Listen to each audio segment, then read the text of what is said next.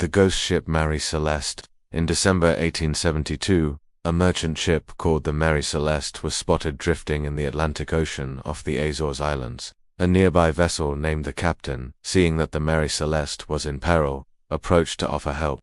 But when the sailors from the captain boarded the ship, they found something strange. The ship was in perfect condition. The sails were up, the cargo was untouched, food and water were plenty.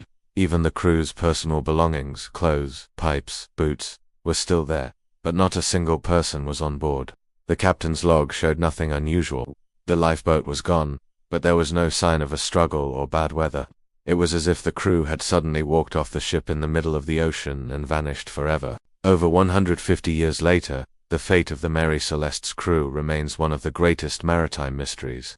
Now, as far as ghost stories go, this one is actually a bit of an outlier, because despite the fact that nobody knows what happened to the ship's crew, we know for a fact that at least some of them are dead.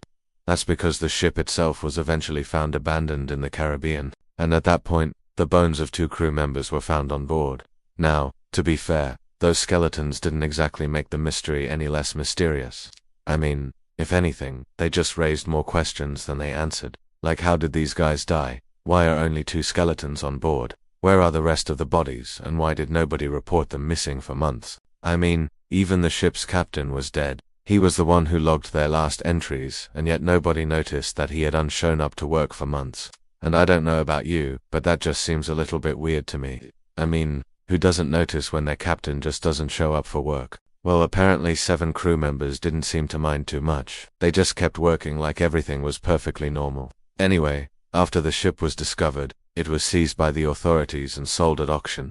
And yes, you can totally do that when a ship has no owner, I guess. So the ship was seized and sold. The new captain set sail for New York, but a violent storm forced him to return to port. And upon inspection, he found that the hull of the ship had been damaged during the voyage. At that point, the ship was deemed a total loss and abandoned. But now let's talk theories, because there are so many and none of them really makes much sense. Though a lot of people have suggested that the crew of the Mary Celeste was taken off by pirates, which may sound plausible at first. There's a couple of problems with that theory. For one, the ship wasn't headed to a port where valuable cargo was being transported. Also, if the ship had been attacked by pirates, it's likely that there would have been signs of a struggle or damage to the ship itself. And there wasn't. Plus, it's just unlikely that a pirate crew would have taken the time to steal all of the crew's possessions and then just left the ship without anyone on board. Another popular theory is that the crew was killed by a sudden seaquake, also known as a tsunami.